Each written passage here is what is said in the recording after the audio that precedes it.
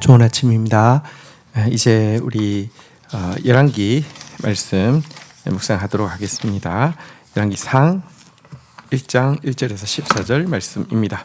1절 다윗 왕이 나이가 많아 늙으니 이불을 덮어도 따뜻하지 아니한지라. 2절 그의 시종들이 왕께 아뢰되 우리 주 왕을 위하여 젊은 처녀 하나를 구하여 그로 왕을 받들어 모시게 하고 왕의 품에 누워 우리 주 왕으로 따뜻하게 하리이다 하고. 3절 이스라엘 사방 영토에 아리따운 처녀를 구하던 중 수넴 여자 아비삭을 얻어 왕께 데려왔으니. 4절 이 처녀는 심히 아름다워 그가 왕을 받들어 시중 들었으나 왕이 잠자리는 같이 하지 아니하였더라. 자, 열왕기 상의 시작은 그 누구보다도 용맹스러웠던 다윗 왕의 세잔한 모습을 그리는 것으로 시작되어지고 있습니다. 우리 앞에 나와 있는 사무엘 이제 상이 사울 왕에 대해서 다루고 사무엘 하가 다윗 왕에 대해서 다룬다고 하며, 이제 열왕기 상은 솔로몬 왕에 대해서 다룰 것인데요. 다윗 왕의 아주 세잔한 모습을 보여주고 있는데요. 얼마나 세잔했던지 신하들이 이제 그 왕이 스스로는 체온을 유지하기도 힘들어서 고대 사회에서 흔히 사용되던 방법으로 젊은 여인을 이렇게 이제 구해서 그로 말미암아 체온을 얻게 하는 그런 방법을 사용하고 있음을 보여주고 있습니다. 왕이 뭐 그 당시는 많은 후궁을 취하는 것, 그리고 또 다윗의 나이가 있기 때문에 아마 이렇게 이제 그 아내나 이렇게 사별을 했을 가능성이 많기 때문에 이거 자체가 문제가 되는 것은 전혀 아닌데요. 한 가지 이 수넴 여인 아비삭과 잠자리를 같이 하지 않았다 이 말 자체는 다윗이 아주 도덕적이다 뭐 이런 이야기가 아니라 다윗이 정말로 그 기력을 다 잃어버린 쇠약한 상태에 있다는 것을 보여주는 것입니다. 그리고 바로 이 부분이 훗날 하나님의 섭리 가운데 아도니아를 완전히 제거할 수 있는 하나님의 그 놀라운 장치로 사용되어지는 것입니다. 일견 보면은 이 아비삭은 그냥 수종 드는 그냥 이제 수발 드는 어떤 여인일 수도 있고요. 또 어떻게 보면 후궁일 수도 있는데 이 이제 애매한 신분이기 때문에 아도니아가 이제 아비삭을 구하려고 했고, 수발 드는 여인이니까 잠자리도 같이 하지 않았으니까 날 달라 이렇게 할 수 있다고 생각하게 했고, 그리고 또 그것을 요구한 이유는 실은 어떤 다윗의 어떤 후궁을 취한다는 것이 자기의 어떤 자리, 권위를 세워서 다시 한번 반역을 일으키려고 하는 음모의 일환으로 이것을 요구하게 했고, 그러나 또 솔로몬은 바로 그 음모를 가지고 그를 완전히 제거할 수 있는 계기가 된 것이죠. 어쨌거나 결론은 똑같습니다. 다윗이 그렇게 많은 역경 가운데서도 흔들림 없이 살아왔지만 인생의 모년에는, 인생의 황혼에는 아무것도 할 수 없는 연약한 존재가 되었다는 것입니다. 우리는 이 다윗의 모습에서 참 인간의 유한성을 또 우리의 끝을 생각해야 함을 깨닫게 됩니다. 자, 5절부터 보도록 하겠습니다. 그때에 핫깃의 아들 아도니아가 스스로 높여서 이르기를 내가 왕이 되리라 하고 자기를 위하여 병거와 기병과 호위병 50명을 준비하니. 6절 그는 압살롬 다음에 태어난 자요 용모가 심히 준수한 자라. 그의 아버지가 네가 어찌하여 그리하였느냐 하는 말로 한 번도 그를 섭섭하게 한 일이 없었더라. 자, 이제 솔로몬이 아니라 반역을 준비하고 있는 아도니아가 또 먼저 나오고 있습니다. 근데 이 아도니아의 모습에서 우리가 볼 수 있는 것은 다윗이 인간적인 연약함도 많이 가지고 있었다는 것이고, 그 같은 모습이 노년이 되어 갈수록 점점 더 심해졌다 이런 것도 알 수 있습니다. 여러분 여기 아도니아에 대해서 무엇이라고 이야기하냐고 하면요, 네가 어찌하여 그리하였느냐 하는 말로 한 번도 그를 섭섭하게 한 일이 없었더라. 뭘 해도, 그러니까 사실은 아주 못된 일을 하고 잘못된 일을 해도 오냐 하고 이렇게 받아 주었다는 것입니다. 사실 이런 모습은 그의 젊은 시절에도 이렇게 이제 보이기 시작하죠. 물론 이제 그 드러나는 것은 좀 더 나이 든 시기이지만요. 이보다 앞서서는 압살롬이 반역을 일으켰을 때에도 공의를 세우지 않고 일방적으로 그 아들을 두둔한 경우도 있고요.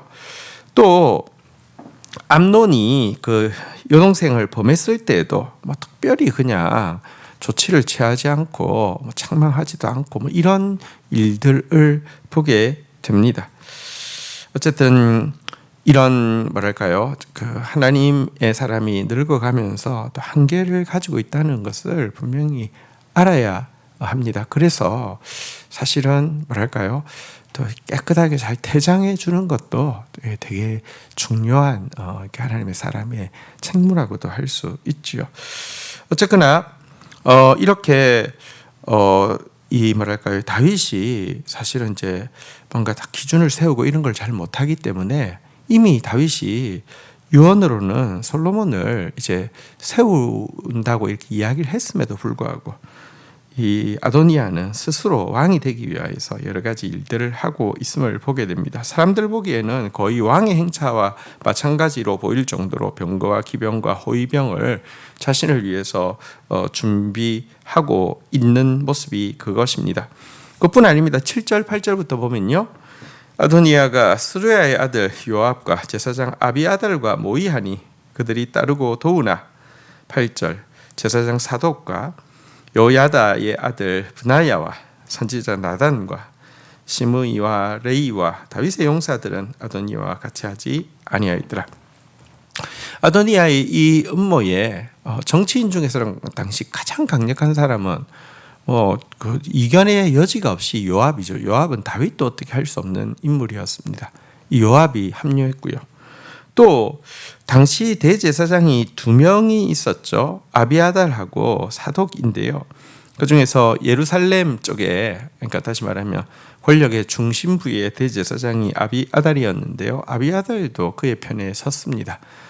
이건 진짜 거의 될 수밖에 없는 쿠데타를 준비하고 있는 상황이었습니다. 하지만 이 같은 대세가 기울었음에도 불구하고 전혀 동요하지 않고 다윗의 뜻대로 솔로몬을 세우려고 하는 무리들도 동참하고 있습니다.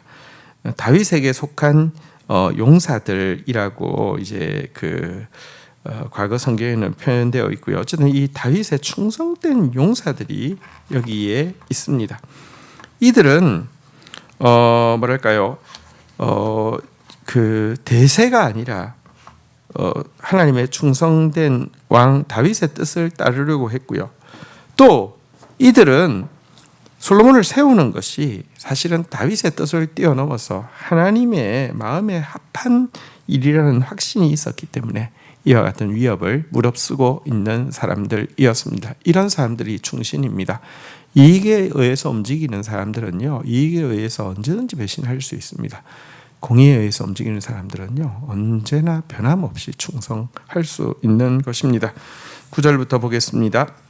아도니아가 에노로겔 근방 소헬렛 바위 곁에서 양과 소와 살찐 송아지를 잡고 왕자 곧 자기의 모든 동생과 왕의 신하된 유다 모든 사람을 다 청하였으나. 10절 선지자 나단과 브나야와 동생들 용사들과 자기 동생 솔로몬은 청하지 아니하였더라. 11절 나단이 솔로몬의 어머니 바세바에게 말하여 이르되 핫깃의 아들 아도니아가 왕이 되었음을 듣지 못하였나이까? 우리 주 다윗은 알지 못하시나이다. 12절 이제 내게 당신의 생명과 당신의 아들 솔로몬의 생명을 구할 계책을 말하게 허락하소서. 13절 당신은 다윗 왕 앞에 들어가서 아뢰기를 내 주 왕이여 전에 왕이 여종에게 맹세하여 이르시기를 내 아들 솔로몬이 반드시 나를 이어 왕이 되어 내 왕위에 앉으리라 하지 아니하셨나이까? 그런데 아도니아가 무슨 이유로 왕이 되었나이까 하소서. 14절 당신이 거기서 왕과 말씀하실 때 나도 이어 들어가 당신의 말씀을 확정하리이다. 자, 이제 아도니아가 날을 잡았습니다. 스스로 이제 그 왕에 즉위하기 위한 날이죠. 그리고 그 장소로 에노로겔 근방 소헬레 바위 곁을 잡고요. 이곳에 모든 왕자들 또 모든 신하들 모든 유대인들을 다 청했습니다. 단지 충성된 하나님의 사람들과 솔로몬만 청하지 않았을 뿐입니다. 자, 이제 이 행사가 끝나고 나면은 예루살렘으로 오게 되면 다윗의 뜻과는 상관없이 솔로몬과 또 솔로몬의 어머니도 그렇고요. 충신들은 다 죽임을 당할 수밖에 없는 상황에 이르는 것입니다. 자, 이때 나단이 이제 생모인 바세바를 찾아가서 이제 그 어떻게 해야지 이 위기에 우리가 무엇을 할 수 있을지를 잠시 나누고 있는 장면이 나옵니다.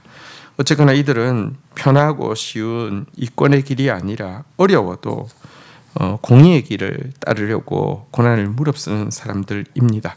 이런 사람들이 다윗에게 속한 용사이고요. 사실은 예수 그리스도에게 속한 용사라고 할 수 있습니다. 우리가 걸어가야 할 길은 요압과 아비아달과 모든 사람들이 걷는 길이 아니라 다윗의 용사들이 걸어갔던 그 길이 되어야 합니다. 주신 말씀 붙잡고 기도하며 나가도록 하겠습니다. 하나님 감사합니다. 그렇게 용맹스러웠고 젊었고 또 모든 시련들을 흔들림 없이 통과해 나온 다윗도 노년이 되자 어쩔 수 없이 쇠약해지고 또 판단력이 흐려지고 있는 모습을 보게 됩니다. 주님, 우리는 인간입니다. 우리는 흙으로 만든 바 되었고 우리는 언젠가 또 흙으로 돌아갈 존재입니다. 자신의 유한함을 깨닫는 겸손을 허락하여 주셔서 하나님 힘 주신 때에 하나님을 위해서 살게 하여 주시고 또 하나님 힘을 걷어가신 시간에 또 조용히 퇴장할 수 있는 그런 지혜도 가질 수 있도록 은혜를 더하여 주시기를 간절히 간구하고 소원합니다. 다윗이 쇠약해도 다윗을 통해서 이루시고자 하시는 하나님의 뜻은 계속 진행되어지고 있고 아도니아를 비롯해서 이 이익에 의해서 움직이는 사람이 대세를 형성하고 있는 것처럼 보이지만 다윗에게 속한 용사들이 변함없이 하나님의 뜻을 이루고자 일하고 있는 모습을 보게 됩니다.